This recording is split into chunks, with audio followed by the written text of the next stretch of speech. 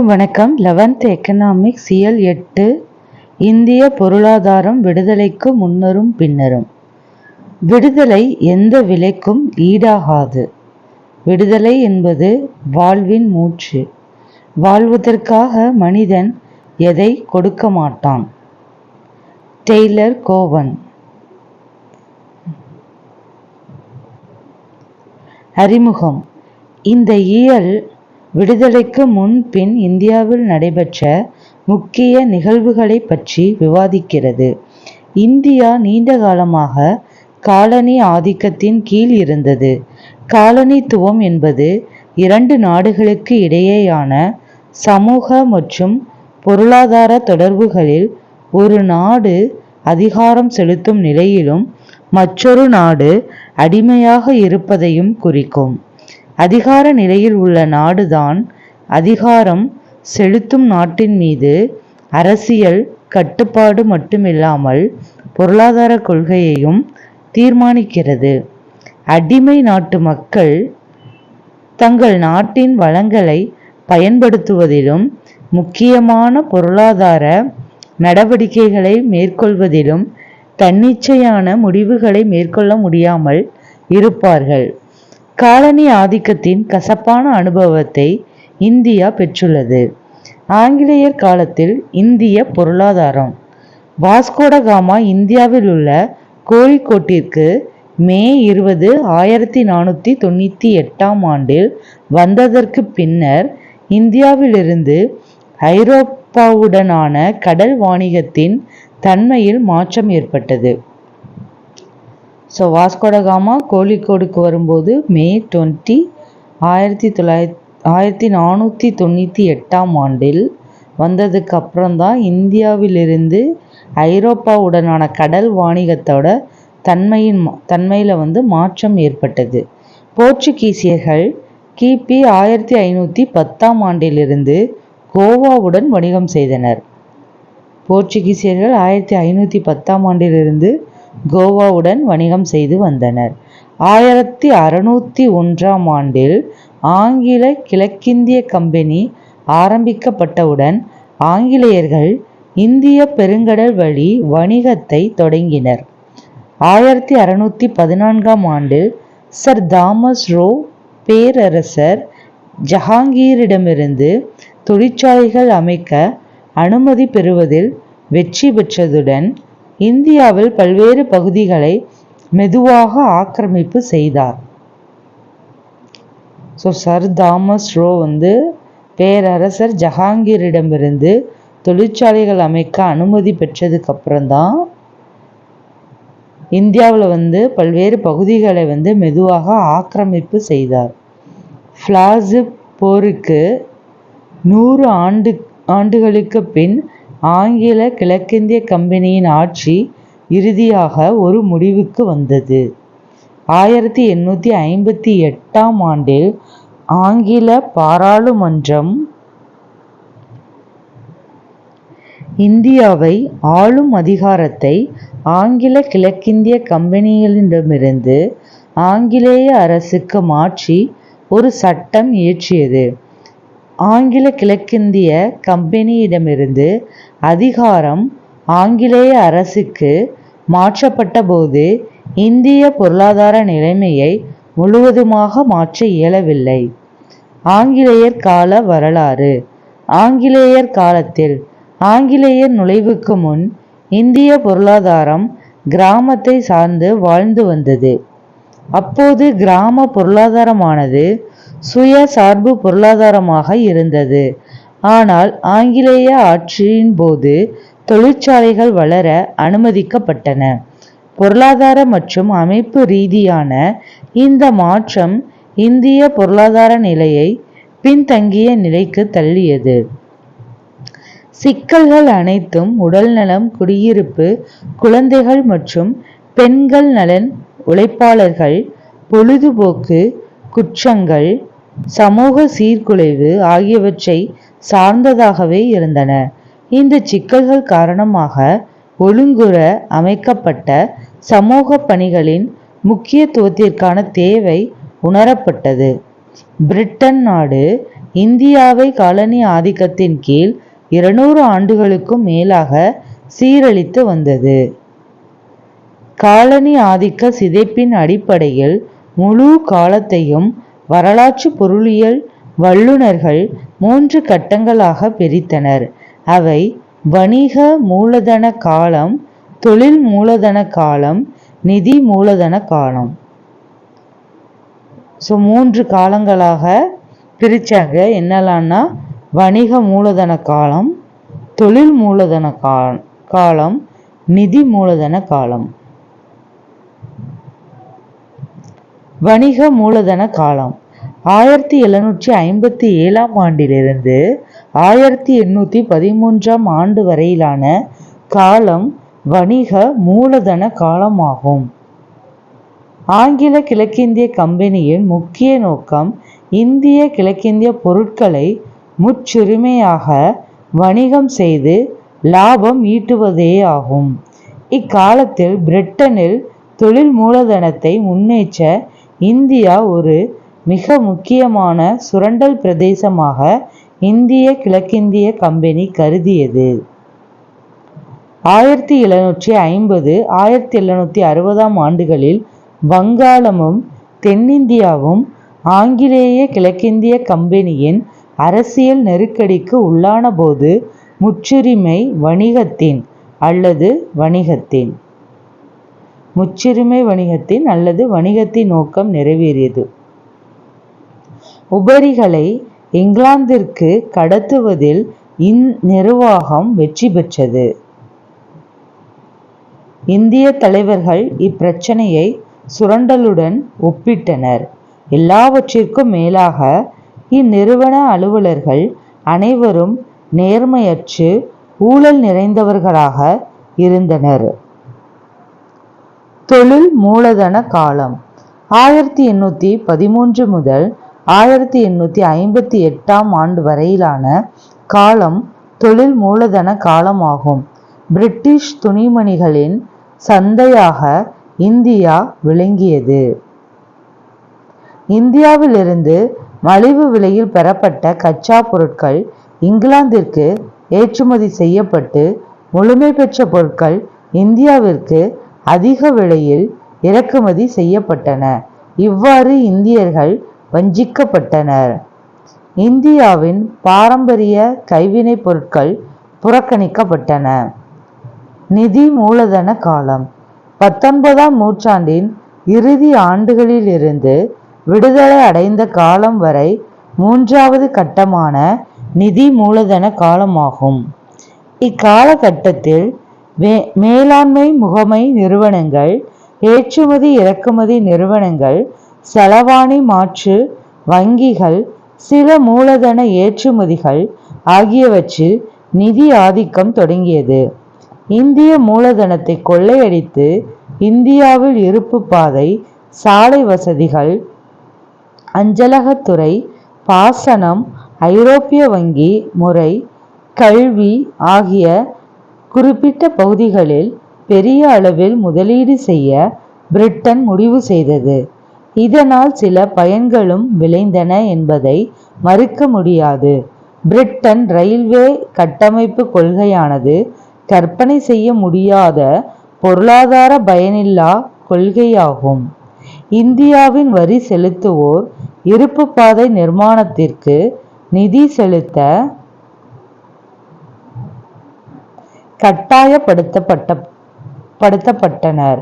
1858 ஆண்டு ஆங்கிலேய கிழக்கிந்திய கம்பெனி தனது அரசியல் அதிகாரத்தை பிரிட்டிஷ் அரசிடம் ஒப்படைத்தது. இந்திய கைவினை பொருட்கள் நசிவு காலம் இந்திய கைவினை பொருட்களுக்கு உலக அளவில் மிகுந்த வரவேற்பு இருந்தது. இந்திய ஏற்றுமதியில் கையால் நெய்யப்பட்ட பருத்தி, பட்டு ஆடைகள், காலிகோ துணிகள், அலங்கார பொருட்கள், மரச்சிற்பங்கள் ஆகியன முதன்மையானவைகளாக இடம்பெற்றிருந்தன. பாகுபாடான சுங்கவரி கொள்கை மூலம் பிரிட்டிஷ் அரசு வேண்டுமென்றே இந்திய கைவினைப் பொருட்களை அழித்தது. நவாப் ஆட்சியும் அரசர்கள் ஆட்சி காலமும் முடிவுக்கு வந்தவுடன் இந்திய கைவினைப் பொருட்களை காப்பாற்ற எவரும் இல்லாத நிலை ஏற்பட்டது. இந்திய கைவினைப் பொருட்களால் இயந்திர தயாரிப்பு பொருட்களுடன் போட்டியிட முடியவில்லை.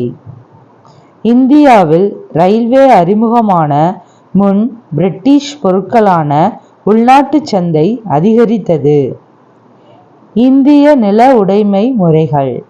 நில உடைமை முறை என்பது நிலங்களுக்கான உரிமையும் நிர்வகித்தலும் பற்றியதாகும்.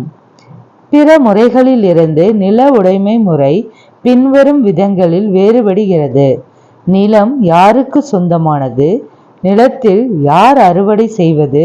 நில வருவாயை அரசுக்கு செலுத்துவதற்கு பொறுப்பானவர் யார்? மேற்கண்ட வினாக்களின் அடிப்படையில் விடுதலைக்கு முன் 3 விதமான நில உடைமை முறைகள் இருந்தன. அவை ஜமீன்தாரி முறை, மகள்வாரி முறை மற்றும் ரயத்வாரி முறை ஆகும். ஜமீன்தாரி முறை அல்லது நில சுவந்தாரி முறை. காரன்வாலிஸ் பிரபு 1793ஆம் ஆண்டில் நிரந்தர சொத்துரிமை சட்டத்தை அறிமுகப்படுத்திய பிறகு ஜமீன்தாரி முறையை ஆங்கில கிழக்கிந்திய கம்பெனி உருவாக்கியது.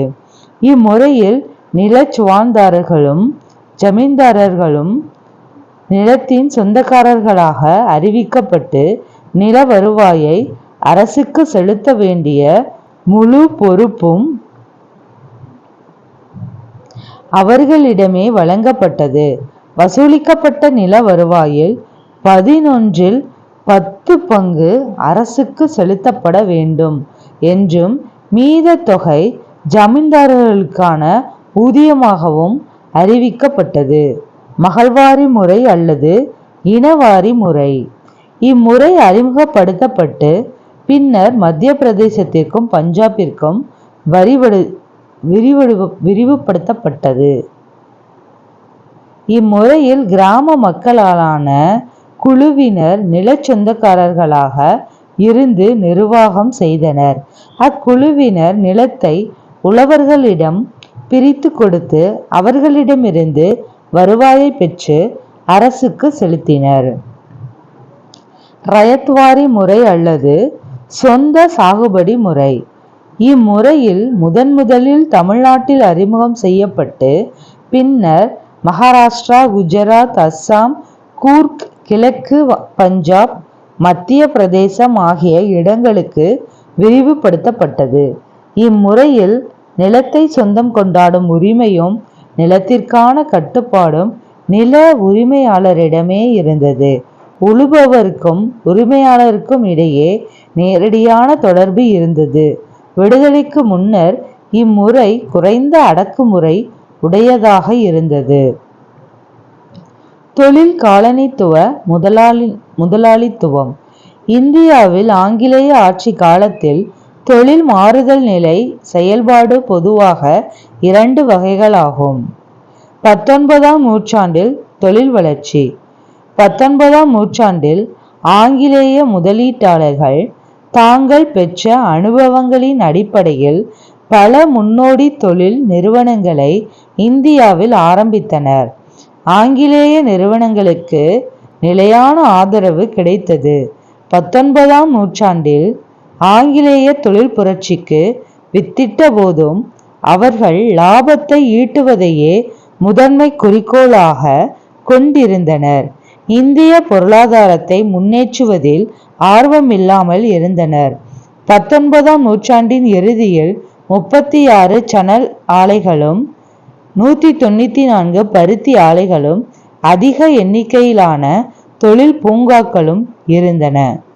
19ஆம் நூற்றாண்டோட இறுதியில 36 சணல் ஆலைகளும் 194 பருத்தி ஆலைகளும் அதிக எண்ணிக்கையிலான தொழில் பூங்காக்களும் இருந்தன. நிலக்கரி உற்பத்தி ஆண்டுக்கு 6 மில்லியன் டன்களாக உயர்ந்தது. 20ஆம் நூற்றாண்டின் தொழில் முன்னேற்றம். 20ஆம் நூற்றாண்டின் முற்பகுதியில் சுதேசி இயக்கம் இந்தியாவில் தொழில்மயமாதலை ஊக்குவித்தது. 1914ஆம் ஆண்டில் முதல் உலகப் போர் வெடிக்கும் வரை இந்தியாவின் பழைய புதிய நிறுவனங்கள் மெதுவான மற்றும் நிலையான வளர்ச்சியை பராமரித்து வந்தன. இக்காலத்தில் 70க்கும் மேற்பட்ட பருத்தி ஆலைகளும் 30க்கும் மேற்பட்ட சணல் ஆலைகளும் அமைக்கப்பட்டன. நிலக்கரி உற்பத்தி இருமடங்கானது. இரும்பு எஃகு தொழிற்சாலைகளுக்கான அடித்தளம் அமைக்கப்பட்டது. ரயில்வே அமைப்பு விரிவுபடுத்தப்பட்டது. இந்த காலத்துல 70க்கும் மேற்பட்ட பருத்தி ஆலைகளும் 30க்கும் மேற்பட்ட சணல் ஆலைகளும் அமைக்கப்பட்டன. நிலக்கரி உற்பத்தி இருமடங்கானது. இரும்பு எஃகு தொழிற்சாலைகளுக்குமான அடித்தளம் அமைக்கப்பட்டது. ரயில்வே அமைப்பு விரிவுபடுத்தப்பட்டது. 1924 முதல் 1939 ஆண்டு வரையிலான காலகட்டத்தில் பல்வேறு பெரிய நிறுவனங்களான இரும்பு, எஃகு, பருத்தி, நெசவாலைகள், சணல், தீப்பெட்டி, சர்க்கரை, காகிதம், காகிதக்கூழ் முதலான நிறுவனங்கள் அயல்நாட்டு போட்டியிலிருந்து பாதுகாக்கும் திட்டத்தின் கீழ் கொண்டு வரப்பட்டன. இது இந்தியாவில் பாதுகாக்கப்பட்ட தொழில்கள் விரிவடைய வழிவகுத்தது. இவ்வாறு பாதுகாக்கப்பட்ட தொழில்கள் முழுமையாக இந்திய சந்தையை கைப்பற்றி அயல்நாட்டு போட்டிகளை முழுவதுமாக முறியடித்தன.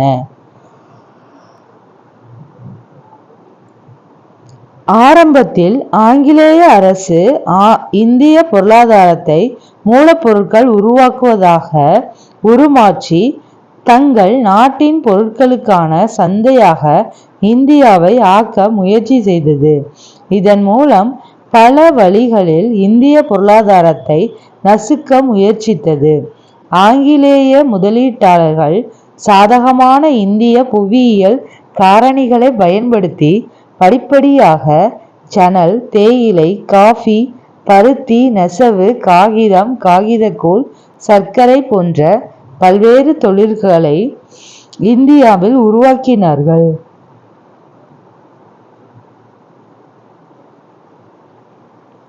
ஆனால் இந்திய தொழிலாளர்களின் உழைப்பை பெருமளவில் உறிஞ்சினார்கள். ஆங்கிலேயர் ஆதிக்கத்தால் பொருளாதாரத்தில் ஏற்பட்ட பிரச்சனைகள். ஆங்கில ஆதிக்கம் இந்திய தொழில்களை முடக்கியது. ஆங்கில பொருளாதார கொள்கைகள் இந்தியாவின் மூலதன ஆக்கத்தை குன்றச் செய்து வளர்ச்சியை தடுத்து நிறுத்தின. நம்மிடமிருந்து சுரண்டப்பட்ட சொத்துக்கள் ஆங்கிலேயர்களின் மூலதன முன்னேற்றத்திற்கு நிதி உதவி செய்தன. இந்தியாவின் பெரும்பான்மையான மக்கள் தங்கள் வாழ்வாதாரத்திற்கு வேளாண்மையை சார்ந்து இருந்த போதும் இந்திய வேளாண்மை தொழில் தேக்கமடைந்து நலிவுற்றது. இந்தியாவில் ஆங்கிலேயர் ஆதிக்கம் நவீன தொழில்துறை வளர்ச்சிக்கு குறிப்பிடத்தக்க எவ்வித பங்களிப்பும் வழங்காமல் இந்தியாவின் கைவினை தொழில் நிறுவனங்கள் சரிவடைவதற்கு காரணமாக இருந்தது. ஆங்கில காலனி ஆதிக்கத்தால் தோட்டக்கலை, சுரங்கங்கள், சணல் ஆலைகள், வங்கிகள், கப்பல் போக்குவரத்து முதலான துறைகளில் முன்னேற்றத்திற்காக எடுக்கப்பட்ட நடவடிக்கைகள் முதலாளித்துவ நிறுவனங்களை ஊக்குவித்தன. அவற்றை வெளிநாட்டவர்கள் நிர்வகித்தார்கள். இத்தகைய லாப நோக்க நடவடிக்கைகளால் இந்திய வளங்கள் மேலும் சுரண்டப்பட்டன. 1991 ஆண்டுக்கு முந்தைய முக்கிய தொழிற்கொள்கைகள். ஆசியாவின் 3வது முக்கியமான பொருளாதாரம் இந்தியாவாகும். 70 ஆண்டு கால விடுதலை பெற்ற வாழ்க்கை இந்தியாவின் சமூக பொருளாதார முன்னேற்றத்திற்கு ஒரு குறிப்பிடத்தக்க மாற்றத்தை ஏற்படுத்தியுள்ளது. இந்திய தொழிற்கொள்கை 1948, 1956, 1977, 1980, 1990 and 1991. 1, 2, 3, 4, 5 6 வருஷம் இந்திய தொழிற்கொள்கை பின்பற்றப்பட்டது. ஒரு நாட்டின் பொருளாதார முன்னேற்றம் குறிப்பாக தொழில்மயமாதலை சார்ந்துள்ளது. விடுதலை அடைந்த போது இந்தியா பலவீனமான தொழில் அடிப்படையை பெற்றிருந்தது. ஆகையால் விடுதலை பெற்றதற்கு பிந்தைய காலத்தில் இந்திய அரசு வலிமையான தொழில் அமைப்பை உருவாக்குவதற்கு முதன்மை அளித்தது. 1948 மற்றும் 1956 ஆண்டுகளில் ஏற்படுத்தப்பட்ட தொழிற்கொள்கை தீர்மானங்கள் சிறிய பெரிய அளவிலான நிறுவனங்களை முன்னேற்றுவதற்கான அவசியத்தை எடுத்து கூறின. 1948 மற்றும் 1956 அப்போ ஏற்படுத்தப்பட்ட தொழிற்கொள்கை தீர்மானங்கள்ல சிறிய பெரிய அளவிலான நிறுவனங்களை முன்னேற்றுவதற்கான அவசியத்தை எடுத்து கூறின. 1948 ஆண்டில் தொழிற்கொள்கை தீர்மானம் இந்திய அரசு தொழில்மயமாதலின் குறிப்பிடத்தக்க பங்களிப்பை உணர்ந்தது. ஆகையால் 1948 ஆண்டு ஏப்ரல் 6 தனது முதல் தொழிற்கொள்கையை அறிவித்தது. இந்த கொள்கையின் முக்கியமான நோக்கம் இந்தியாவில் கலப்பு பொருளாதாரத்தை அறிமுகப்படுத்துதலாகும். 1948 ஏப்ரல் 6 கலப்பு பொருளாதாரத்தை அறிமுகப்படுத்தியது. தொழிற்கொள்கை 1948 மைய அரசின் முற்றுரிமை ரயில்வே, இராணுவ தளவாடங்கள், அணு ஆற்றல், தபால் துறை போன்றவை இந்திய அரசின் முற்றுரிமையின் கீழ் செயல்படும்.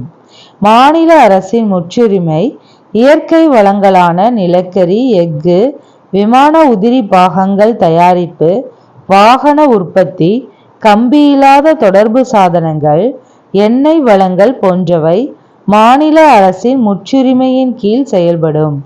ஒழுங்குபடுத்தப்படாத தனியார் அமைப்புகள் மேற்காண் 2 உள்ளடங்காத ஏனைய தொழில்களில் தனியார் அமைப்புகள் மற்றும் கூட்டுறவு அமைப்புகள் ஈடுபடலாம். இந்திய தொழில்கள் 4 வகைகளாக பிரிக்கப்பட்டுள்ளன. அவை பொதுத்துறை, மூலத்தொழில்கள், பொதுத்துறையும் தனியார் துறையும், முக்கியமான தொழில்கள், கட்டுப்படுத்தப்பட்ட தனியார் துறையும், கூட்டுறவு நிறுவனங்களும். இக்கொள்கை குடிசை தொழில்களையும் சிறிய அளவிலான தொழில்களையும் பாதுகாக்க முயற்சி மேற்கொண்டது. இருப்பு பாதைகள், இரும்புத்தாது முதலான கனிம வளங்களுக்கான சிறப்பு உரிமையில் மாநில அரசுகளும் மத்திய அரசுகளும் முழு உரிமை பெற்று இருந்தன. ஆனால் இப்போது நிலைமை மாறிக்கொண்டு வருகிறது.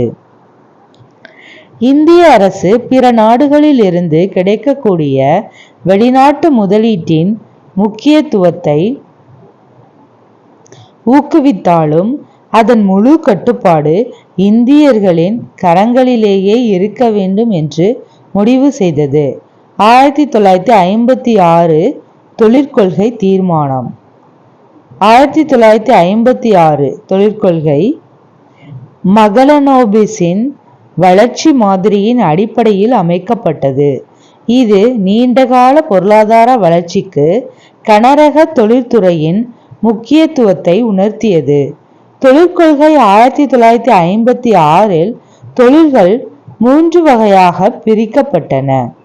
17 தொழில்கள்: ரயில்வே, வான்வழி போக்குவரத்து, இராணுவ தளவாடங்கள், வெடிமருந்துகள், இரும்பு, எஃகு, அணு ஆற்றல் போன்ற தொழில்கள் இதில் அடங்கும்.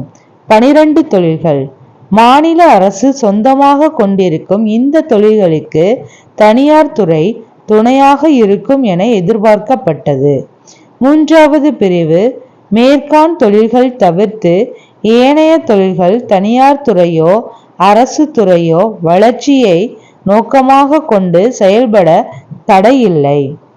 1956 ஆண்டு தொழில்துறை தீர்மான கொள்கை பொதுத்துறைக்கு முக்கியத்துவம் கொடுத்தது. அதே நேரத்தில் தனியார் துறையையும் நியாயமான முறையில் வழி நடத்தியது.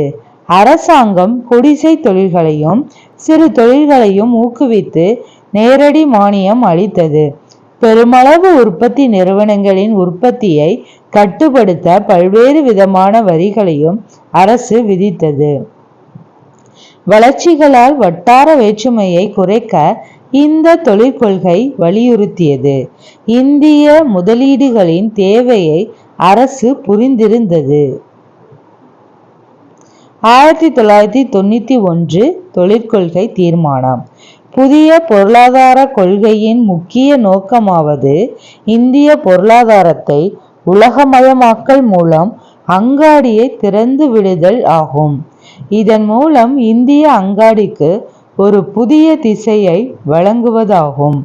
புதிய பொருளாதார கொள்கை பொருளாதார வளர்ச்சியை விரிவுபடுத்தி பணவீக்கத்தை குறைப்பதிலும் அந்நிய செலவாணி இருப்புகளை அதிகரிப்பதிலும் அதிக கவனம் செலுத்துகிறது. பசுமை புரட்சி. பசுமை புரட்சி என்பது வேளாண் துறையில் தொழில்நுட்ப மாற்றத்தை ஏற்படுத்தி ஒரு திருப்பு முனையாக அமைந்தது.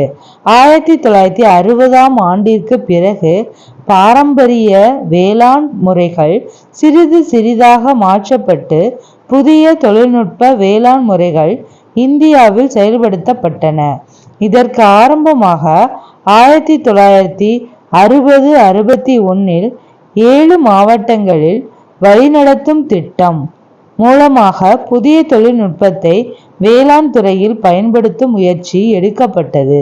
இது அதிக விளைச்சல் தரும் விதை ரகங்களை உற்பத்தி செய்வதற்கான திட்டம் HYVP ஆகும். பசுமை புரட்சியின் சாதனைகள். புதுமையான யுக்திகளின் பெரிய சாதனை முதன்மை பயிர்களான கோதுமை, நெல் ஆகியவற்றின் உற்பத்தி பன்மடங்காக பெருகியது ஆகும். அதிக விளைச்சல் தரக்கூடிய வகைகளான நெல், கோதுமை, மக்காச்சோளம், சோளம் ஆகிய பயிர்களுக்கு மட்டுமே பசுமை புரட்சி முக்கியத்துவம் கொடுத்தது. இப்புது யுக்தி வணிக பயிர்கள் அல்லது பணப்பயிர்களான கரும்பு, பருத்தி, சணல், எண்ணெய் வித்துக்கள், உருளைக்கிழங்கு ஆகியவற்றின் உற்பத்தியை அதிகரிக்க உதவியது. சிறந்த விதைகள் மூலமாக அனைத்து பயிர்களின் உற்பத்தி திறனும் பெருகியது. வேளாண்மைகளுக்கு தேவையான கருவிகளான டிராக்டர்கள், இயந்திரங்கள், கதிரிடிப்பான்கள், நீர் மற்றும் இயந்திரங்கள் ஆகியவற்றை உற்பத்தி செய்யும் தொழில்கள் வளர்வதற்கு பசுமை புரட்சி நேரடி காரணமாக விளங்கியது. கிராமப்புற மக்களுக்கு பசுமை புரட்சி செழிப்பை வழங்கியது. அதிகமான உற்பத்தி கிராமப்புற மக்களுக்கு அதிக வேலைவாய்ப்பை வழங்கியது. இதன் காரணமாக அவர்களது வாழ்க்கை தரம் உயர்வடைந்தது. பல்வகை பயிர் வளர்ப்பு முறை அதிக அளவில் வேதி உரங்களை பயன்படுத்தியதால் உழைப்பிற்கான தேவை அதிகரித்தது. வங்கிகள், கூட்டுறவு வங்கிகள் மூலமாக நிதி ஆதாரங்கள் வழங்கப்பட்டன. இந்த வங்கிகள் விவசாயிகளுக்கு எளிமையான முறைகளில் கடன்களை வழங்கின. புதிய வேளாண் தொழில்நுட்பம்.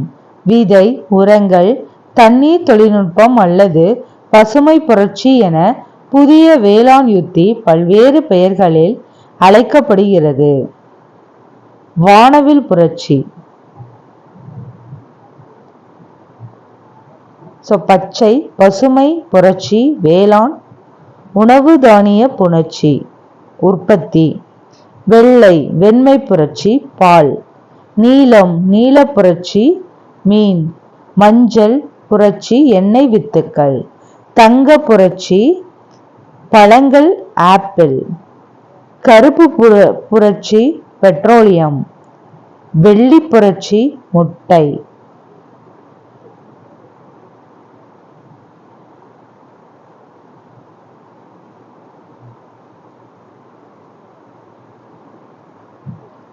வட்ட புரட்சி உருளைக்கிழங்கு. சிவப்பு புரட்சி இறைச்சி மற்றும் தக்காளி. சாம்பல் புரட்சி உரங்கள். இளஞ்சிவப்பு புரட்சி இறால் இளஞ்சிவப்பு புரட்சி. பழுப்பு புரட்சி தோல் பொருட்கள். பசுமை புரட்சியின் பலவீனங்கள். பருவமழைகளை நம்பியிருக்கும் நிலைமை இன்னும் மாறவில்லை. இதனால் இந்திய வேளாண்மையில் இன்று வரை ஒரு நிச்சயமற்ற நிலைமை நிலவுகிறது. விதைகள், உரங்கள், பூச்சிக்கொல்லிகள், தண்ணீர் ஆகியவற்றுக்காக பேரளவு மூலதனம் தேவைப்படுகிறது. பெரு, சிறு, குறு விவசாயிகளுக்கு இடையேயான வருமான இடைவெளி அதிகரித்தது. நீர்ப்பாசனத்தையும் மழை பொழிவையும் நம்பியிருக்கும் பகுதிகளுக்கு இடையே ஏற்றத்தாழ்வு அதிகரித்தது. இக்கருத்துக்கு மாற்று கருத்தும் உள்ளது. பண்ணைகள் இயந்திரமயமாக்கப்பட்டதால் பஞ்சாப், ஹரியானாவின் சில பகுதிகளை தவிர பிற கிராமப்புறங்களில் வேளாண் தொழிலாளர்களுக்கிடையே வேலையின்மை அதிகரித்தது. அதிக ரசாயன பயன்பாடு கனிம பொருட்கள் மண் வளத்தை குறைத்து மனித ஆரோக்கியத்தை கெடுக்கிறது. தற்போது இயற்கை கரிம விவசாயம் ஊக்குவிக்கப்படுகிறது. இரண்டாவது பசுமை புரட்சி. அதிக வேளாண்மை வளர்ச்சிக்காக இந்திய அரசு இரண்டாவது பசுமை புரட்சியை செயல்படுத்தியது. இந்த இரண்டாவது புரட்சியின் முக்கியமான நோக்கம் 2006-2007 214 மில்லியன் டன்களாக இருந்த உணவுப் பயிர் உற்பத்தியை 2020 400 மில்லியன் டன்களாக உயர்த்துதலாகும். வேளாண்மையின் வளர்ச்சி விகிதத்தை அடுத்த 15 ஆண்டுகளில் 5% 6% உயர்த்த திட்டமிடப்பட்டுள்ளது. இரண்டாவது பசுமை புரட்சிக்கான தேவைகள். ஒரு ஏக்கருக்கான உற்பத்தியை 2 மடங்காக தரக்கூடிய மரபணு மாற்றம் செய்யப்பட்ட விதைகளை அறிமுகம் செய்தல், மரபணு மாற்றம் செய்யப்பட்ட விதைகளை சந்தைப்படுத்த தனியார் துறையின் பங்களிப்பை உறுதி செய்தல், பாசன வசதிகளை துரிதப்படுத்துவதிலும் நீர் ஆதாரங்களை நிர்வகிப்பதிலும் அரசு முக்கிய பங்கு வகிக்க வேண்டும். நதிநீர் இணைப்பின் மூலம் உபரி நீரை பற்றாக்குறையுள்ள பகுதிகளுக்கு பரிமாற்றம் செய்ய வேண்டும். பெரிய அளவிலான தொழிற்சாலைகள். பெரிய அளவிலான தொழிற்சாலை என்பது பெரிய உள்கட்டமைப்பு, அதிக மனித சக்தி, அதிக மூலதன சொத்துக்களை உள்ளடக்குவதாகும். இது பல தொழிற்சாலைகளை கண்காணித்து ஒரே தொழிற்சாலையின் கீழ் உள்ளடக்குவதாகும். இரும்பு, எஃகு தொழிற்சாலை, நெசவு தொழிற்சாலை, ஆட்டோமொபைல் தொழிற்சாலை போன்ற கனரக தொழிற்சாலைகள் அனைத்தும் பெரிய அளவிலான தொழிற்சாலைகள் ஆகும். கடந்த சில ஆண்டுகளாக தகவல் தொழில்துறையின் அபரிமித வளர்ச்சியும் அதன் அதிக வருமான உருவாக்கமும் என்பதான காரணங்களினால் தகவல் தொழில்நுட்ப தொழில்களும் பெரிய அளவிலான தொழில்களின் வகையில் சேர்க்கப்பட்டுள்ளது. இந்திய பொருளாதார வளர்ச்சி, வெளிநாட்டு பண உருவாக்கம், மிக பலருக்கு வேலைவாய்ப்பு வழங்குவதில் ஆகியவற்றிற்கு பெரும் தொழிற்சாலையை பெரிதும் நம்பியுள்ளது. பெரும் நிறுவனங்களோ அதிக லாபம் சம்பாதிப்பதையே நோக்கமாக கொண்டிருக்கும் என பொருளியல் கோட்பாடுகள் கூறியுள்ளன. பின்வருபவை பெரிய அளவிலான தொழிற்சாலையானவை ஆகும். இரும்பு எஃகு தொழிற்சாலை. முதல் எஃகு தொழிற்சாலை ஜாரியாவில் உள்ள குல்டி என்னுமிடத்தில் நிறுவப்பட்டது. முதல் எஃகு தொழிற்சாலை ஜாரியாவில் உள்ள குல்டி என்னுமிடத்தில் நிறுவப்பட்டது. மேற்கு வங்காளத்தில் உள்ள வங்காள இரும்பு தொழில் கம்பெனி 1870ஆம் ஆண்டு நிறுவப்பட்டது. 1907 பெரிய அளவிலான இரும்பு எஃகு தொழிற்சாலை டிஸ்கோ ஜாம்ஷெட்பூரிலும், அதனைத் தொடர்ந்து டிஸ்கோ தொழிற்சாலை 1919 கான்பூரிலும் தொடங்கப்பட்டன. 1907 இரும்பு எஃகு தொழிற்சாலை டிஸ்கோ ஜாம்ஷெட்பூரிலும், அதனைத் தொடர்ந்து 1919 கான்பூரிலும் தொடங்கப்பட்டன. இவை இரண்டும் தனியார் துறை ஆகும். முதலில் நிறுவப்பட்ட பொதுத்துறை நிறுவனம் பத்ராவதியில் உள்ள விஸ்வேஸ்வரய்யா இரும்பு எஃகு தொழிலாகும். முதலில் பொதுத்துறை நிறுவனம், அது ரெண்டும் தனியார் துறை. பொதுத்துறை நிறுவனம் பத்ராவதியில் உள்ள விஸ்வேஸ்வரய்யா இரும்பு எஃகு தொழிலாகும். பொதுத்துறையில் எஃகு நிறுவனம், இது பொதுத்துறை. ரூர்கேலா ஒரிசா, இவங்களுக்கு யார் உதவி பண்ணாங்கன்னா ஜெர்மனி அரசு. பிலாய் மத்திய பிரதேசம் ரஷ்ய அரசு. துர்காபூர் மேற்கு வங்காளம் இங்கிலாந்து அரசு. பொகாரோ ஜார்க்கண்ட் ரஷ்ய அரசு. பர்னப்பூர் மேற்கு வங்காளம் தனித்துறையிலிருந்து பெறப்பட்டது. விசாகப்பட்டினம் ஆந்திரா ரஷ்ய அரசு. பெரன்பூர் மேற்கு வங்காளம் தனியார் துறையிடமிருந்து 1976 பெறப்பட்டது. சேலம் தமிழ்நாடு இந்திய அரசு. வெளிநாட்டு உதவி இல்லை. வெளிநாட்டு உதவி இல்லாம நம்ம இந்தியாவே ஆரம்பிச்சாங்க. விஜயநகர் கர்நாடகா, இதுவும் இந்திய அரசு. பத்ராவதி கர்நாடகா நாட்டுடைமை ஆக்கப்பட்ட விஸ்வேஸ்வராய இரும்பு எஃகு நிறுவனம் மத்திய அரசுக்கும் மாநில அரசுக்கும் சொந்தம். சேலத்தில் இருக்கிறது இந்திய அரசாங்கம் தான். விஜயநகரமும் கர்நாடகாவில் இருக்கிறது இந்திய அரசு தான். இந்த பத்ராவதி மட்டும் நாட்டுடைமையாக்கப்பட்ட விஸ்வேஸ்வராயா, இது மத்திய அரசுக்கும் மாநில அரசுக்கும் சொந்தமானது.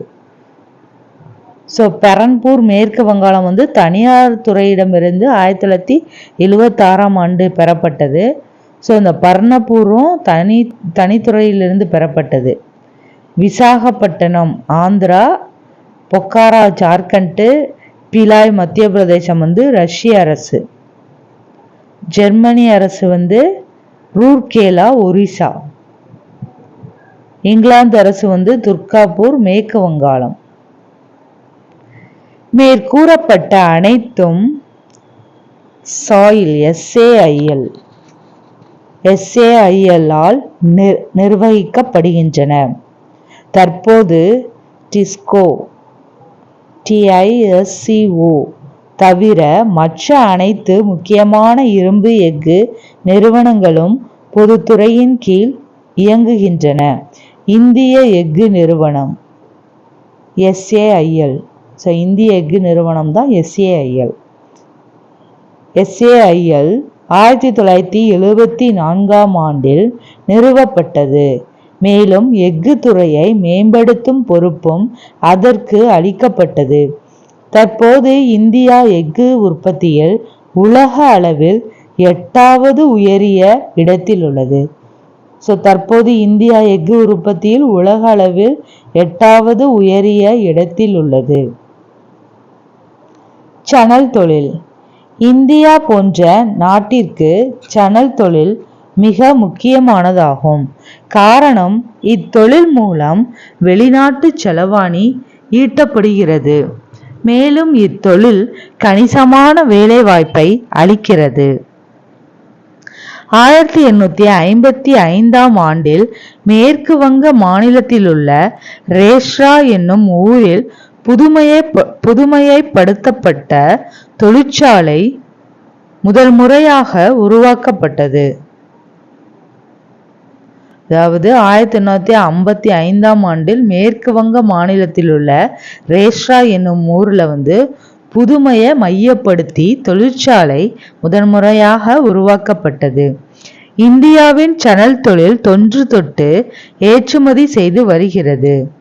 உலக அளவில் இந்தியா கச்சா சணல் உற்பத்தியிலும் சணல் பொருட்கள் தயாரிப்பிலும் முதலிடத்தில், சணல் பொருட்கள் ஏற்றுமதியில் 2ஆம் இடத்திலும் உள்ளது.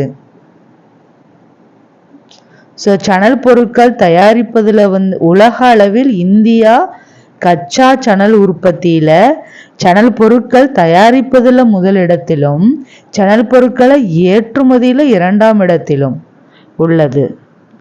பருத்தியும் நெசவு தொழிலும். இந்தியாவில் நெசவு தொழில் மிக பழமையானதாகும். அதிகமான தொழிலாளர்களையும் கொண்ட துறையாகும். இத்துறையானது ஒரு ஒழுங்கமைக்கப்பட்ட பெரிய அளவிலும் பரந்துபட்ட அளவிலும் வளர்ந்துள்ளது. மொத்த உள்நாட்டு உற்பத்தியில் 4%, மதிப்பு கூட்டப்பட்ட உற்பத்தியில் 20%, ஏற்றுமதி வருவாயில் 1/3 இத்துறையின் மூலம் கிடைக்கிறது. கொல்கத்தாவிற்கு அருகிலுள்ள குளோஸ்டர் துறைமுக நகரில் 1818ஆம் ஆண்டில் முதல் புதிய துணி உற்பத்தி ஆலை அமைக்கப்பட்டது. ஆயினும் இவ்வாலை சிறப்பாக இயங்கவில்லை. கொல்கத்தாவிற்கு அருகில் உள்ள குளோஸ்டர் துறைமுக நகரில் 1818ஆம் ஆண்டில் முதல் புதிய துணி உற்பத்தி ஆலை அமைக்கப்பட்டாங்க. அந்த ஆலை சிறப்பாக இயங்கவில்லையாம். அடுத்ததாக 1854ஆம் ஆண்டில் மும்பையில் கேஜிஎன் டேபர் என்பவரால் மும்பையின் நூற்பு நெசவு நிறுவனம் மும்பை ஸ்பின்னிங் அண்ட் வீவிங் கோ உருவாக்கப்பட்டது. சர்க்கரை தொழில். இந்தியாவில் வேளாண் சார்பு தொழில்களில் பருத்தி தொழிலுக்கு அடுத்தபடியாக சர்க்கரை தொழில் உள்ளது.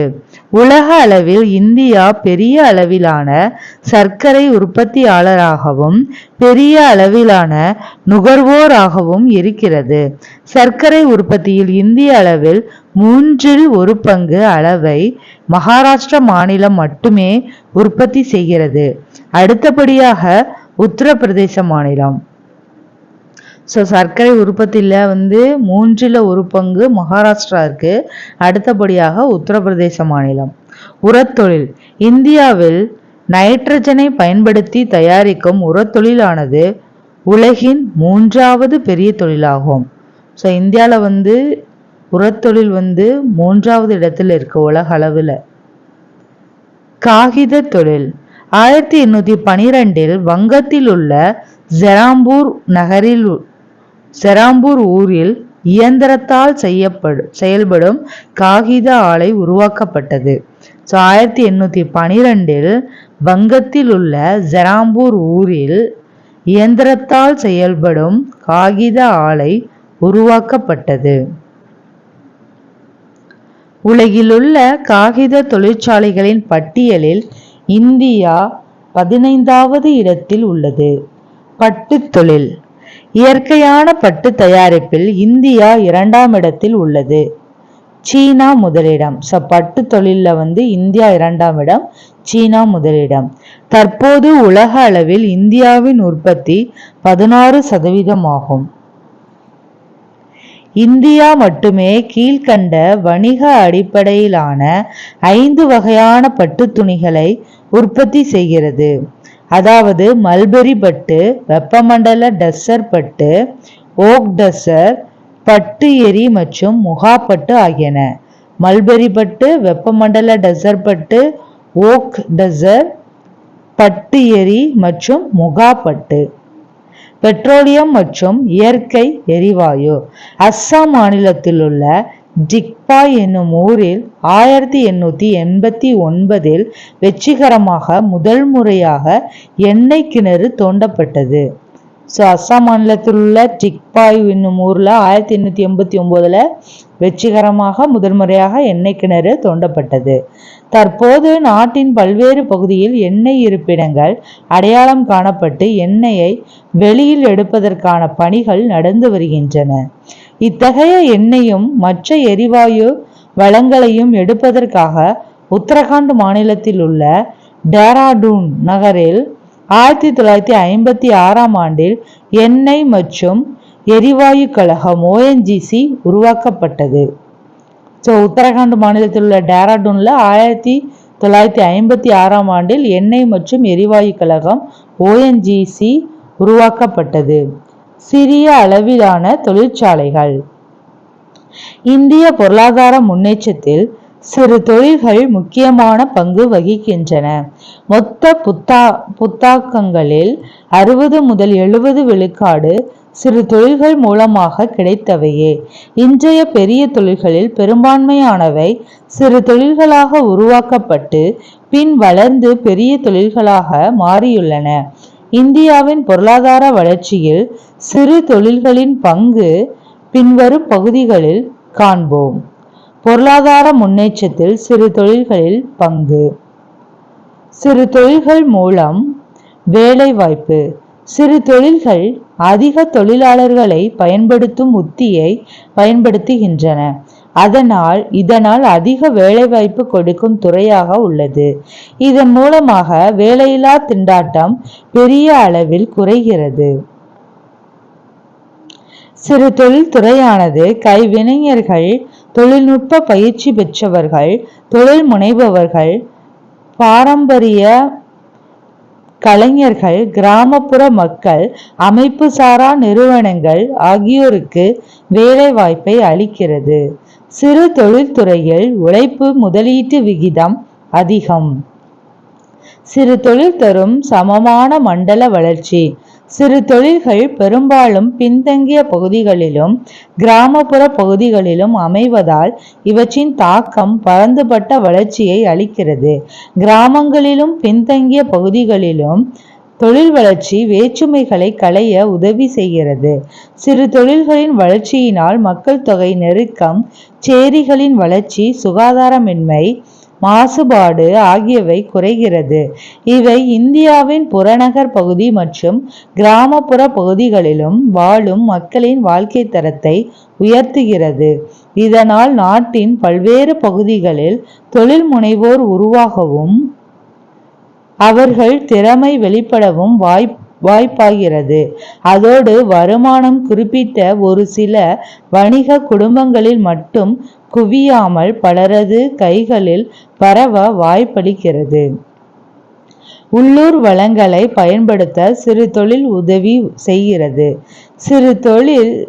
சிறு சேமிப்பு, தொழில் முனைவோர் திறமை போன்ற உள்ளூர் சார்ந்த வளங்கள்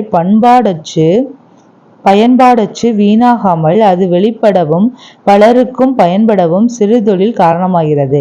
சிறு சேமிப்பு, தொழில் முனைவோர் திறமை போன்ற உள்ளூர் சார்ந்த வளங்கள் பயன்பாடற்று வீணாகாமல் அது வெளிப்படவும் பலருக்கும் பயன்படவும் சிறு தொழில் காரணமாகிறது. கைவினை பொருட்கள் தயாரிப்போரின் பாரம்பரிய குடும்ப திறன்களை வளர்க்க சிறு தொழில் உதவுகிறது. வளர்ந்த நாடுகளில் கைவினை பொருட்களுக்கு மிகுந்த வரவேற்பு இருக்கிறது என்பது குறிப்பிடத்தக்கது. இந்தியாவின் கிராமங்களிலும் சிறு நகரங்களிலும் உள்ள உள்ளூர் தொழில் முனைவோர்களையும் சொந்த தொழில் செய்வோரையும் வளர்த்தெடுக்க சிறு தொழில் உதவுகிறது. மூலதன பயன்பாடு முழுமை பெற சிறு தொழில் வழிவகுக்கிறது. சிறு தொழில் மூலதனத்தின் தேவை குறைவே. இத்துறையில் செய்த முதலீட்டிற்கு காத்திருப்பு காலம் மிக குறைவாக இருக்குமாதலால் வருமானம் விரைவில் வர வாய்ப்பு உள்ளது. திருப்பிச் செலுத்தல் காலமும் சிறு தொழில் நிறுவனங்களுக்கு மிக குறுகியதாக உள்ளது. அதிக வெளியீடு. மூலதன விகிதத்தையும் அதிக வேலைவாய்ப்பு மூலதன விகிதத்தையும் நிலைப்படுத்தும் சக்தியாக சிறு தொழில் முறை உள்ளது. கிராமப்புற மக்களையும் சிறு நகர் வாழ் மக்களையும் சேமிப்பின் பக்கம் திருப்பவும் தொழில் சார்ந்த நடவடிக்கைகளில் ஈடுபடவும் சிறு தொழில் துறை ஊக்கப்படுத்துகிறது. சிறு தொழில் முறையை ஏற்றுமதியை உருவாக்குகிறது. சிறு தொழில் துறைக்கு மிகவும் புதிய இயந்திரங்கள் தேவையில்லை. எனவே வெளிநாட்டிலிருந்து இயந்திரங்களை இறக்குமதி செய்ய அவசியமில்லை. அதே வேளையில் சிறு தொழில்துறையின் பொருட்களுக்கு அதிக தேவை உள்ளது. இது நாட்டின் வெளிநாட்டு செலவாணி மீதான அழுத்தத்தை குறைக்க உதவுகிறது. ஆனாலும் பெருந்தொழில்களின் அளவிற்கு விளம்பரம் செய்ய இயலாமலும் மூலதனம் திரட்ட இயலாமலும் சிறு தொழில்கள் சிதைந்து வருவதையும் காண முடிகிறது. இந்தியாவில் இருந்து ஏற்றுமதி செய்வதன் மூலம் சிறு தொழில்கள் கணிசமான வெளிநாட்டு செலவாணியை ஈட்டுகின்றது. பெரிய அளவிலான தொழில்களுக்கு சிறு தொழில் நிறுவனங்களின் பங்கு. சிறு தொழில் நிறுவனங்கள் பெரிய தொழில்களின் வளர்ச்சிக்கு ஆதரவு தருகின்றன. பெரிய அளவிலான தொழிற்சாலைகளுக்கு அருகில் அமைந்து சிறு தொழில் நிறுவனங்கள் உதிரி பாகங்கள், உட்கூறுகள், பெரிய தொழில்களுக்கு தேவையான அனைத்து பாகங்களையும் தயாரித்து வழங்கி உதவுகின்றன. பெரிய நிறுவனங்களுக்கு துணை நிறுவனங்களாக செயல்படுகின்றன. சிறு தொழில் நிறுவனங்கள் நுகர்வோர் தேவைகளை நிறைவேற்றுகின்றன. இந்தியாவில் நுகர்வோருக்கு தேவையான பல்வேறு பொருட்களை சிறு தொழில் நிறுவனங்கள் தயாரிக்கின்றன. அன்றாட தேவைகளுக்கான பொருட்களை தயாரிப்பதில் பற்றாக்குறையும் பணவீக்கமும் குறைக்கப்படுகின்றன. சிறு தொழில் நிறுவனங்கள் தொழில் முனைவோர்களை உருவாக்குகின்றன. சமூகத்தில் தொழில் முனைவோர் வர்க்கம் உருவாக சிறு தொழில் நிறுவனங்கள் உதவுகின்றன. வேலை தேடுவோரை வேலை வாய்ப்பை வழங்குவோராக மாற்றுகின்றன. மக்கள் சுய வேலை வாய்ப்பும் தற்சார்பு நிலையும் அடைய உதவுகின்றன. பல்வேறு வகைகளில் இந்தியாவின் தனி மனிதர் வருமானம் அதிகரிக்க உதவுகின்றன. சமூகத்தின் பின்தங்கிய பகுதிகளையும் ஏழைகளையும் முன்னேற்ற உதவுகின்றன. சமூகத்தின் பல்வேறு வகையான பங்கேற்பாளர்களுக்கு நாட்டு வருமானத்தை மிக திறம்படவும் சமமாகவும் பங்கிடுவதில் சிறு தொழில் நிறுவனங்கள் திறமையானவை. குறு சிறு நடுத்தர நிறுவனங்கள் MSMEs தற்போதைய காலத்தில் பல்வேறு வகையான தொழில் பிரிவுகளை வகைப்படுத்த பின்வரும் பண முதலீட்டு எல்லைகள் பயன்படுத்தப்படுகின்றன. இருந்தாலும் இவை காலத்திற்கு ஏற்றாற்போல் மாறக்கூடியவை. உற்பத்தி நிறுவனங்கள். குறு உற்பத்தி நிறுவனங்கள் தொழிற்சாலை மற்றும் கருவிகளுக்கான முதலீடு ரூபாய் 25 லட்சத்திற்கு மிகாமல் இருக்க வேண்டும். சிறு உற்பத்தி நிறுவனங்கள் தொழிற்சாலை மற்றும் கருவிகளுக்கான முதலீடு ரூபாய் 25 லட்சத்திற்கும் அதிகமாகவும் 5 கோடிக்கும் மிகாமலும் இருக்க வேண்டும். நடுத்தர உற்பத்தி நிறுவனங்கள் தொழிற்சாலை மற்றும் கருவிகளுக்கான முதலீடு ரூபாய் 5 கோடிக்கும் அதிகமாகவும் ரூபாய் 10 கோடிக்கும் மிகாமலும் இருக்க வேண்டும். குறு உற்பத்திக்கு 25 லட்சத்துக்கு மிகாமல் இருக்கணும். சிறு உற்பத்தி நிறுவனங்களுக்கு 25 லட்சத்திற்கு அதிகமாகவும் 5 கோடிக்கு மிகாமலும் இருக்கணுமா. நடுத்தர உற்பத்தி நிறுவனங்களுக்கு 5 கோடிக்கு அதிகமாகவும் 10 கோடிக்கு மிகாமலும் இருக்கணுமா. சேவை நிறுவனங்கள். குறு சேவை நிறுவனங்கள் கருவிகளுக்கான முதலீடு ரூபாய் 10 லட்சத்திற்கு மிகாமல் இருக்க வேண்டும். குறுனா 10 லட்சம். சிறு சேவை நிறுவனங்கள் கருவிகளுக்கான முதலீடு ரூபாய் 10 லட்சத்தை விட அதிகமாகவும் 2 கோடிக்கு மிகாமலும். இது சேவை நிறுவனங்கள். நடுத்தர சேவைக்கு கருவிகளுக்கான முதலீட்டு ரூபாய் 2 கோடியை விட அதிகமாகவும் 5 கோடிக்கு மிகாமலும் இருக்க வேண்டும். இது சேவை. குறு சிறு நடுத்தர சேவை நிறுவனங்கள். இது உற்பத்தி. பொதுத்துறை வங்கிகளும் தனியார் துறை வங்கிகளும். பொதுத்துறை வங்கிகள் என்னெல்லாம் பாருங்க. IDBI, state bank, bank of India, bank of Baroda. அரசாங்கத்தின் பங்குகளை பெரும்பான்மையாக கொண்ட வங்கிகள் பொதுத்துறை வங்கிகளாகும். எடுத்துக்காட்டாக பாரத ஸ்டேட் வங்கி SBI ஒரு பொதுத்துறை வங்கியாகும். வங்கியில் அரசு 58.60% விழுக்காடு பங்குகளை கொண்டுள்ளது. 58.87% அரசாங்க பங்குகளுடன் கூடிய பஞ்சாப் நேஷனல் வங்கி PNB ஒரு பொதுத்துறை வங்கியாகும். வழக்கமாக பொதுத்துறை வங்கிகளின் அரசின் பங்கு 50 விழுக்காட்டிற்கும் அதிகமாக இருக்கும். இதில் மாற்றங்களும் வரலாம். பொதுத்துறை வங்கிகள் 2 வகைகளாக பிரிக்கப்படுகின்றன. அவை நாட்டுடைமையாக்கப்பட்ட வங்கிகள், மாநில வங்கிகளும் அவற்றின் கூட்டு நிறுவனங்களும்.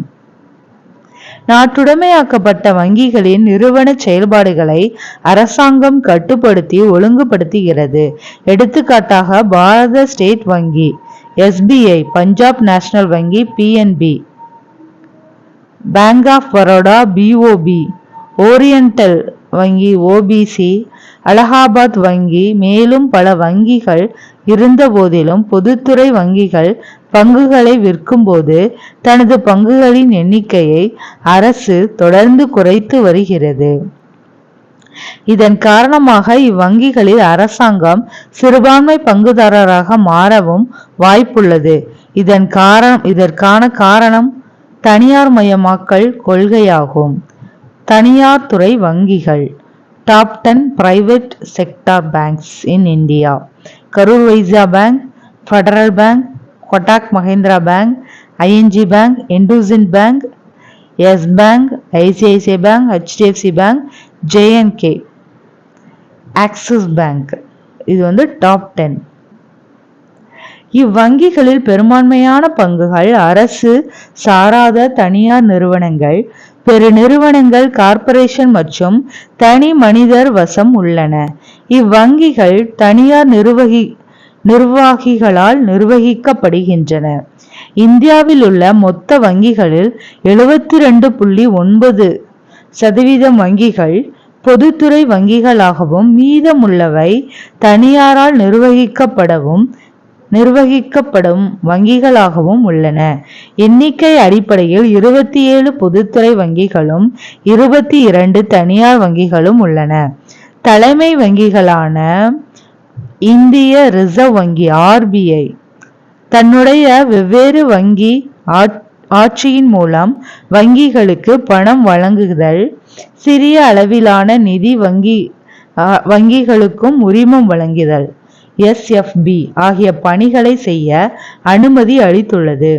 இது அரசாங்கத்தின் நிதி ஆதாரத்தை பெருக்கும் முயற்சிக்கான ஒரு ஊக்கியாகும். இதன் விளைவாக ஏர்டெல் பணம் செலுத்தும் வங்கி, பேடிஎம் பணம் செலுத்தும் வங்கி போன்றவை உருவாகியுள்ளன. இப்போக்கு எந்தளவுக்கு நாட்டு மக்களுக்கு நல்லவை பயக்கும் என்பதை பொறுத்திருந்துதான் பார்க்க வேண்டும். வங்கிகள் தேசியமயமாக்கப்படல். நாட்டு விடுதலைக்கு பின்னர் இந்தியா ஒரு திட்டமிட்ட பொருளாதார மேம்பாட்டு கொள்கையை கையாண்டது. இதற்காக 1951ஆம் ஆண்டிலிருந்து 5 ஆண்டு திட்டங்கள் உருவாயின. பொருளாதார திட்டமிடலின் முதன்மை நோக்கம் சமூக நலமாகும். விடுதலைக்கு முன்னர் வணிக வங்கிகள் தனியார் வசம் இருந்தன.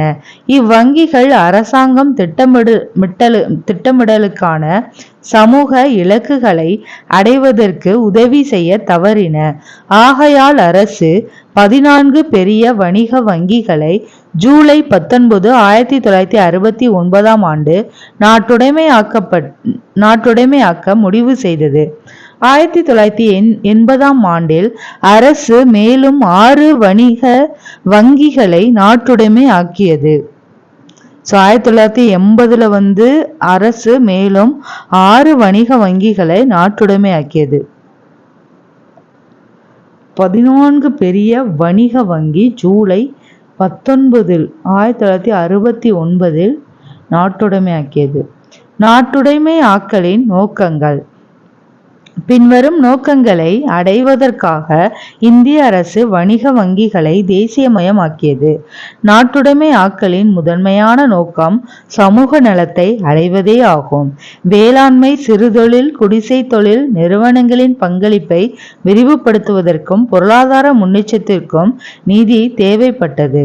நாட்டுடைமையாக்கப்பட்ட வங்கிகள் தனியார் முன்னுரிமையை கட்டுப்படுத்துவதற்கும் சமூகத்தில் தேவையான பகுதிகளுக்கு இலகுவாக கடன் அளிப்பதற்கும் பேருதவியாக இருந்தன. இந்தியாவில் ஏறத்தாழ 70% மக்கள் கிராமப்புறங்களில் வாழ்ந்து வருகின்றனர். எனவே கிராமப்புற மக்களிடையே வங்கி செயல்பாடுகளை ஊக்குவித்தல் மிகுந்த அவசியமாயிருந்தது. வங்கி வசதிகள் இல்லாத இடத்தில் வட்டாரங்களிடையே இருந்த ஏற்றத்தாழ்வுகளை குறைக்க நாட்டுடைமையாக்கப்பட்ட வங்கிகள் உதவுகின்றன. நாட்டின் விடுதலைக்கு முன்னிருந்த வங்கிகளின் எண்ணிக்கை போதுமானதாக இல்லை. நாட்டுடைமையாக்கப்பட்ட பிறகு கிராமப்புறங்களிலும் நகர்ப்புறங்களிலும் பல புதிய வங்கி கிளைகள் தொடங்கப்பட்டன. நாட்டுடைமையாக்கப்பட்ட பின் வேளாண் துறைக்கும் அதை சார்ந்த பிற துறைகளுக்கும் தேவையான கடன்களை வங்கிகள் கொடுக்க ஆரம்பித்தன. 1991ஆம் ஆண்டின் புதிய கொள்கைக்கு பிறகு இந்திய வங்கித்துறை பன்முக போட்டி திறமை, உற்பத்தி திறன் முதலான பல்வேறு முகங்களை எதிர்நோக்கி வருகிறது.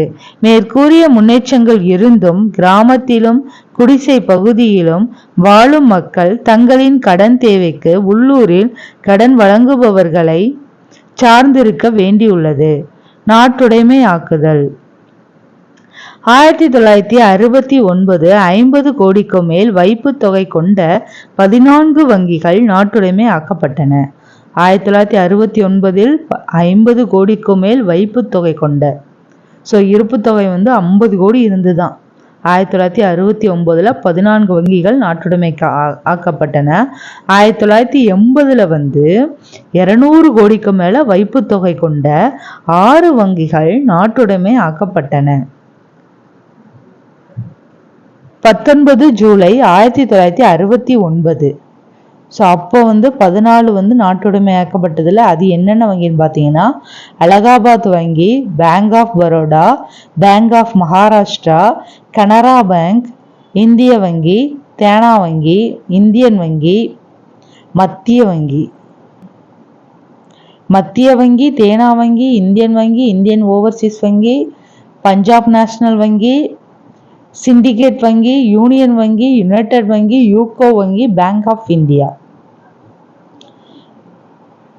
இவ்வளோ எவ்வளோ கோடி வச்சுருந்தாங்கன்னா 50 கோடி.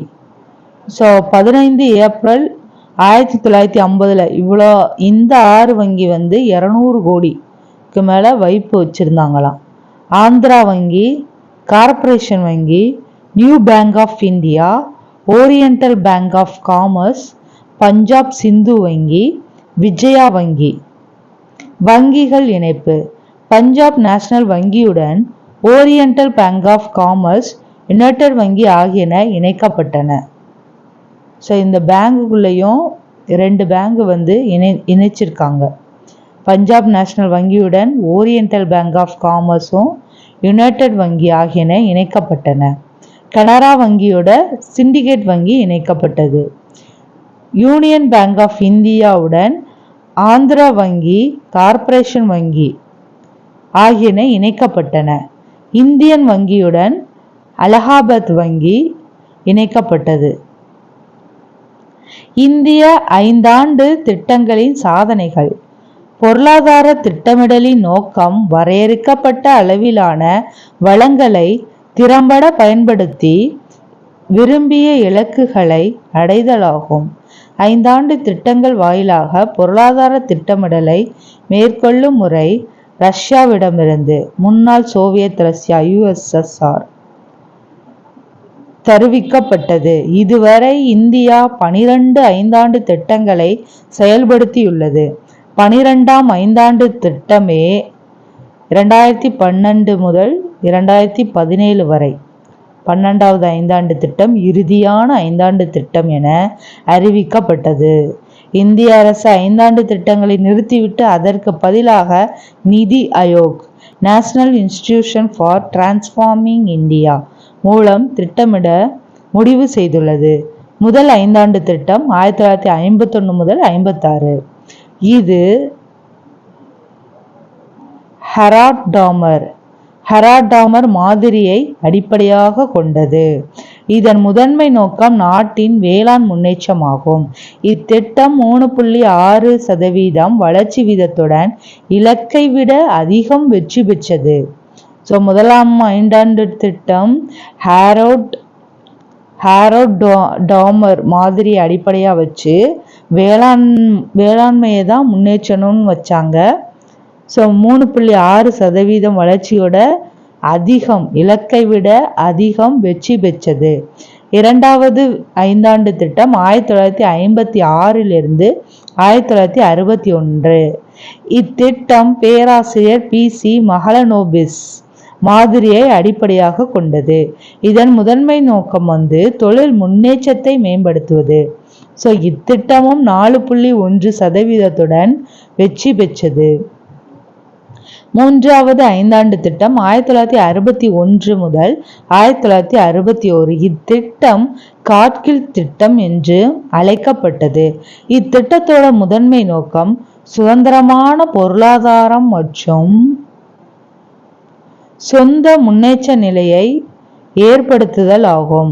சீன இந்திய போரின் காரணமாக இலக்கு வளர்ச்சியான 5.6% அடைய இயலவில்லை.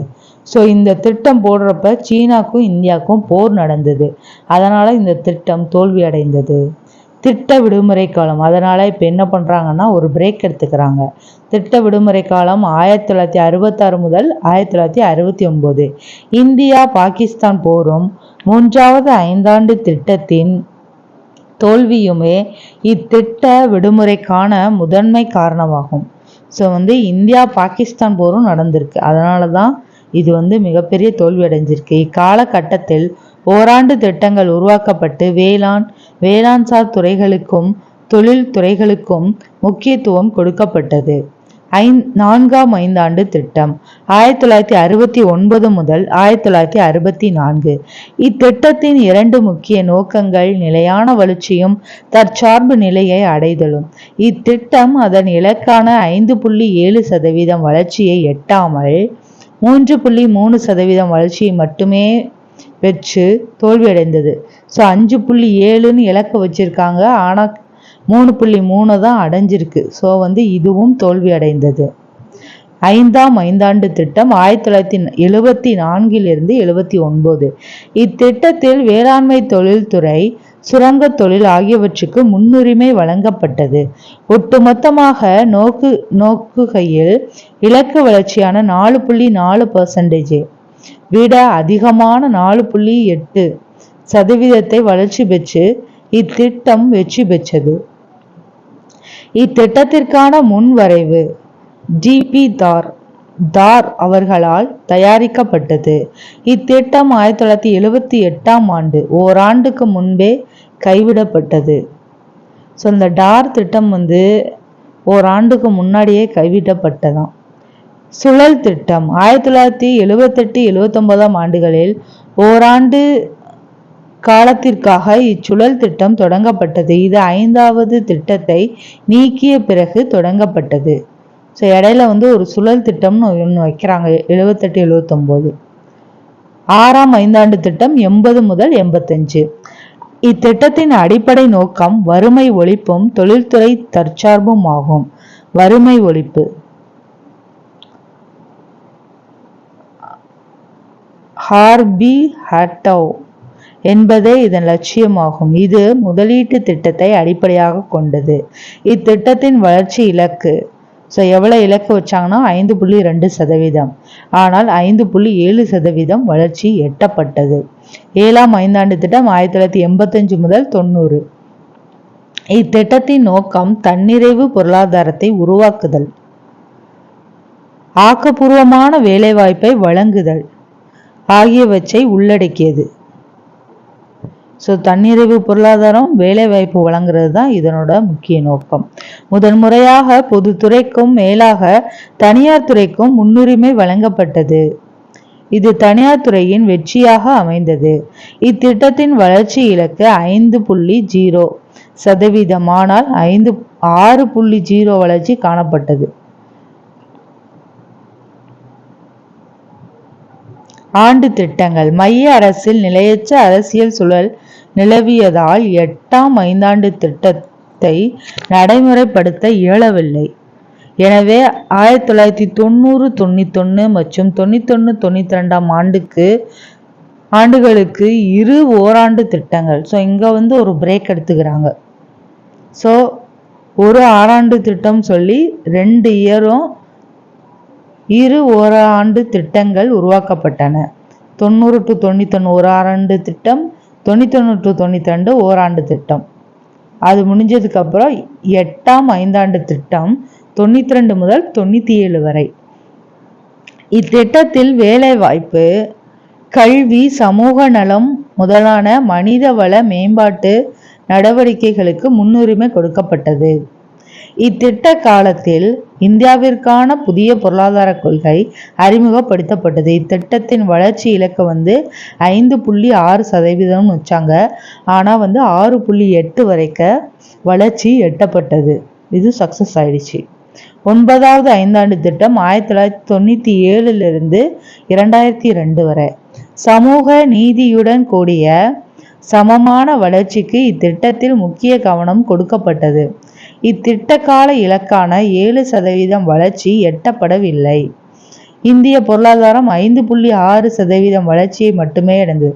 ஸோ இது தோல்வியில் முடிஞ்சுது. 9வது ஐந்தாண்டு திட்டம் 1997 2002 வரை.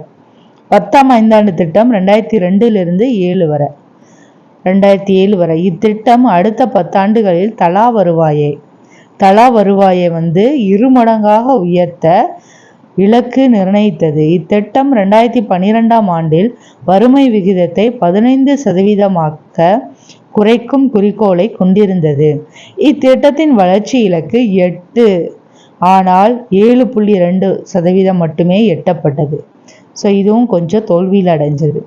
11ஆம் ஐந்தாண்டு திட்டம் 2007 2012 வரை. இதன் முக்கிய நோக்கம் விரைவான, அதிகமான, உள்ளடக்கிய வளர்ச்சியாகும். இதன் வளர்ச்சி இலக்கு 8.1%, ஆனால் எட்டப்பட்டது 7.9%. இதுவும் கொஞ்சம் தோல்வியில் முடிஞ்சுது. 12ஆம் ஐந்தாண்டு திட்டம் 2012 முதல் 2017. இதன் முதன்மை நோக்கம் விரைவான, அதிகமான, உள்ளடக்கிய மற்றும் நிலையான வளர்ச்சியே ஆகும். இதன் வளர்ச்சி இலக்கு 8% ஆகும். நாடு விடுதலை அடைந்ததிலிருந்து இந்தியாவின் பொருளாதார முன்னேற்றத்தில் 5 திட்டங்கள் முக்கியமான பங்கு வகித்துள்ளன என கொள்ளலாம். பற்றாக்குறையான வளங்களை பயன்படுத்தி எவ்வாறு அதிகபட்ச பொருளாதார பலன்களை பெறலாம் என்று இத்திட்டங்கள் வழிகாட்டியுள்ளன. இந்திய அரசு 5 திட்டங்கள் முறையை சோவியத் ரஷ்யாவிடமிருந்து எடுத்துக்கொண்டது என்று தெரிந்து கொள்வது மிகவும் அவசியமாகும். சோவியத் ரஷ்யாவிடம் தான் எடுத்திருக்காங்க. அடுத்து நிதி ஆயோக். திட்டக்குழு என்பதற்கு மாற்றாக நிதி ஆயோக் என்னும் அமைப்பு 2015ஆம் ஆண்டு ஜனவரி 1ஆம் நாள் ஏற்படுத்தப்பட்டது. இது நீடித்த நிலையான வளர்ச்சியை மேற்பார்வையிடவும் ஒருங்கிணைக்கவும் செயல்படும். நிதி ஆயோக் என்பது இந்திய அரசின் திட்டங்களையும் கொள்கைகளையும் கண்காணிக்கும் அறிவு மையமாகும். நிதி ஆயோக் என்பது இந்திய அரசோட திட்டங்களையும் கொள்கைகளையும் கண்காணிக்கும் அறிவு மையமாகும். தேசிய, சர்வதேச பொருளாதார முக்கியத்துவம் வாய்ந்த நடைமுறைகளையும் புதிய கொள்கைகளையும் ஏற்படுத்தவும் தனிப்பட்ட சிக்கல்களுக்கான ஆதரவையும் தரும்.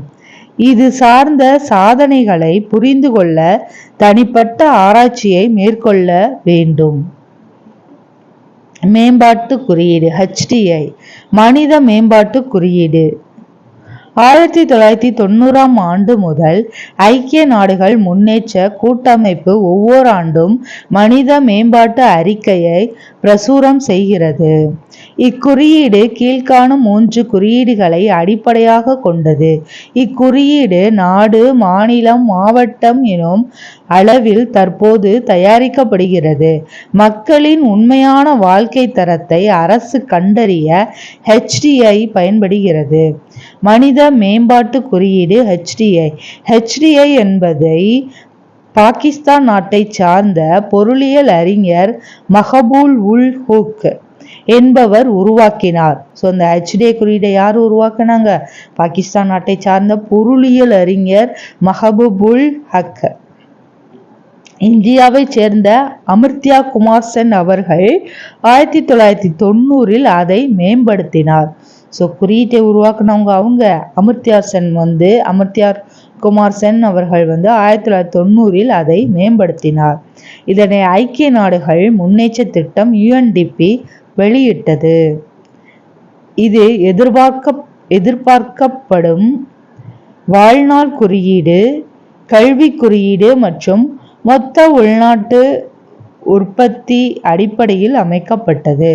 வாழ்நாள் ஆயுட்காலம் என்பது பிறப்பின் போது வாழ்நாள் எதிர்பார்ப்பின் மூலம் கணக்கிடப்படுகிறது.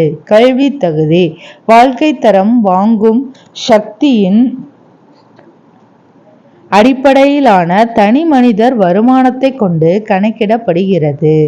மனித மேம்பாட்டு குறியீட்டை கணக்கிடுவதற்கு முன் குறைந்தபட்ச மற்றும் அதிகபட்ச மதிப்புகள் ஒவ்வொரு குறியீட்டிலும் தேர்ந்தெடுக்கப்படுகின்றன. ஒவ்வொரு பரிமாணத்திலும் அதன் செயல்பாடுகள் 0க்கும் 1க்கும் இடையிலான மதிப்பில் கீழ்காணும் முறையில் கணக்கிடப்படுகிறது. பரிமாண குறியீடு உண்மை மதிப்பு கழித்தல் குறைந்தபட்ச மதிப்பு வகுத்தல் அதிகபட்ச மதிப்பு கழித்தல் குறைந்தபட்ச மதிப்பு. பரிமாண குறியீடு எப்படி போடுறாங்கன்னா, உண்மையான மதிப்பிலிருந்து குறைந்தபட்ச மதிப்பை கழிச்சு அதிகபட்ச மதிப்பிலிருந்து குறைந்தபட்ச மதிப்பை கழிச்சு 2ஐயும் வகுக்கிறாங்க. திட்டக்குழுவினர் 2011ஆம் ஆண்டு மனித மேம்பாட்டு அறிக்கையின்படி மனித வளர்ச்சி குறியீடு 1980 முதல் 2011ஆம் ஆண்டு வரை குறிப்பிடத்தக்க அளவில் முன்னேறியுள்ளது. அதாவது மனித மேம்பாட்டு குறியீடு 1981ஆம் ஆண்டில் 0.302 2011இல் 0.472 ஆக உயர்ந்துள்ளது. ஐக்கிய நாடுகள் முன்னேற்ற சபையின் சமீபத்திய மனித முன்னேற்ற அறிவிக்கையின்படி 2016ல் 188 நாடுகளில் இந்தியா 131, அதாவது HDAல 131வது இடத்தில் உள்ளது. 188 நாடுகளில் இந்தியா நடுத்தர அளவிலான மனித மேம்பாட்டு வளையத்துக்குள் உள்ளது. 2016ஆம் ஆண்டுக்கான மனித மேம்பாட்டு அறிக்கையின்படி இந்தியா உடல்நலம் மற்றும் வாழ்க்கை தரம் ஆகியவற்றில் காணப்படும் வட்டார வேறுபாடுகளினால் இந்தியாவிற்கான மனித மேம்பாட்டு குறியீடு 27% சரிந்துள்ளது. மக்கள் கல்வி தகுதி, அவங்களோட வாழ்க்கை தரம், அந்த ஏஜ், சின்ன வயதிலே இறக்குறது, ஆக்சிடென்ட்ல இறக்குறது, நோய்வாய்ப்படுதல், இதனால HDAனால இந்தியா ரொம்ப சரிந்துள்ளது. எவ்வளோ சரிஞ்சிருக்குன்னா 27% சரிந்துள்ளது. இந்தியாவிற்கான மனித மேம்பாட்டு குறியீடு 2010இல் 0.580 ஆக இருந்தது. 2015இல் 0.624 ஆக உயர்ந்துள்ளது. 2014ஆம் ஆண்டிலும் இந்தியாவோட தரவரிசை 131 ஆக இருந்தது. மனித மேம்பாட்டு குறியீட்டுக்கான கணக்கீடானது மனித வளர்ச்சிக்கான முக்கிய அம்சங்களை புறக்கணித்துள்ளது என்று பிஸ்வஜித் குஹா கூறியுள்ளார். அவர் HD1 HD2 HD3 மற்றும் HD4 என்று 4 விதமான மனித மேம்பாட்டு குறியீடுகளை உருவாக்கியுள்ளார். யாரு? பிஸ்வஜித் குஹா. HDI1 என்பது ஐக்கிய நாடுகள் மேம்பாட்டு திட்டத்தின் மனித மேம்பாட்டு அறிக்கையினை பொறுத்துள்ளது. வாழ்க்கை தரம், வறுமை ஒழிப்பு மற்றும் நகரமாதல் போன்ற 3 பரிணாமங்களை சேர்ப்பதன் மூலம் அவர் மனித மேம்பாட்டு குறியீட்டுக்கான எல்லையை விரிவுபடுத்தினார். இந்தியா உட்பட பல்வேறு நாடுகள் மனித மேம்பாட்டு குறியீட்டை கணக்கிட தேவையான புள்ளி விவரங்களை மேம்படுத்தவும் குறியீட்டை விரிவுபடுத்தவும் தொடர்ச்சியான முயற்சிகள் மேற்கொண்டு வருகின்றன. முதல் 3 நாடுகள் HDI: நார்வே 0.949, ஆஸ்திரேலியா 0.939, சுவிட்சர்லாந்தும் 0.939. செய்திறன் குறியீட்டெண் Physical Quality of Life Index PQLI. செய்திறன் குறியீட்டெண்ணை மோரிஸ் டி மோரிஸ் உருவாக்கினார். இது ஒரு நாட்டின் வாழ்க்கை தரத்தினை அளவிட பயன்படுகிறது. இதற்காக அவர் எதிர்பார்ப்பு ஆயுட்காலம், குழந்தை இறப்பு வீதம், எழுத்தறிவு வீதம் ஆகிய 3 குறியீடுகளை பயன்படுத்தினார். ஒவ்வொரு குறியீட்டெண்ணின் அளவும் 1 - 100 வரையிலான எண்களுக்குள் இருக்கும். எண் 1 என்பது ஒரு நாட்டின் மோசமான செயல்பாட்டை குறிக்கும். 100 என்பது மிக சிறப்பான செயல்பாட்டை குறிக்கும். எடுத்துக்காட்டாக, எதிர்பார்க்கப்படும் ஆயுளுக்கான குறியீட்டில் மேல் எல்லையான 100 என்பது 77 ஆண்டு ஆயுளுக்கு வழங்கப்பட்டுள்ளது. 100 வயசு, அதாவது 77 வயசை தான் நம்ம 100ன்னு இலக்கு வச்சிருக்கோம். அக்குறியீட்டை ஸ்வீடன் நாடு 1973ஆம் ஆண்டே அடைந்தது. 1 என்று கீழ் எல்லையானது 28 ஆண்டு ஆயுளுக்கு வழங்கப்பட்டது. 28 வயசு வரை தான் நம்ம வாழ்ந்து இறக்குறோன்னா அதைத்தான் 1ன்னு வச்சிருக்காங்க. 100ங்கிறது 77 வயசை வச்சிருக்கிறாங்க. இதனை கயனா பிசாவ்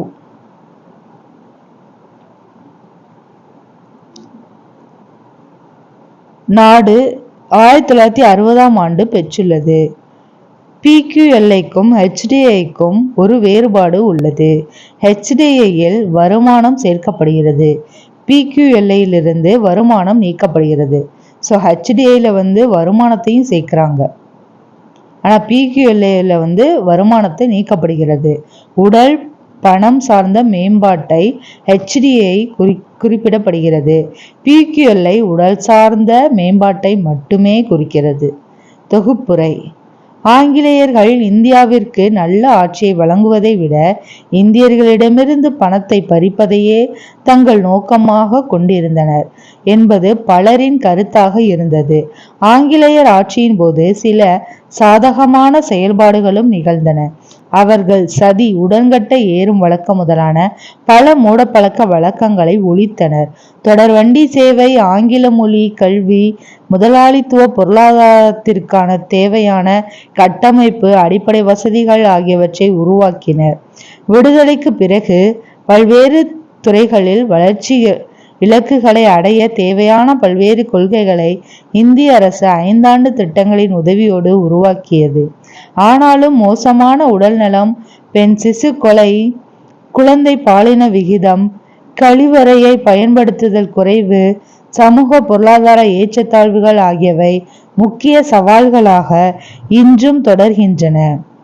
சொற்களஞ்சியங்கள்: ஜமீன்தாரி, நில வருவாயை அரசுக்கு செலுத்தக்கூடிய நில உரிமையாளர்.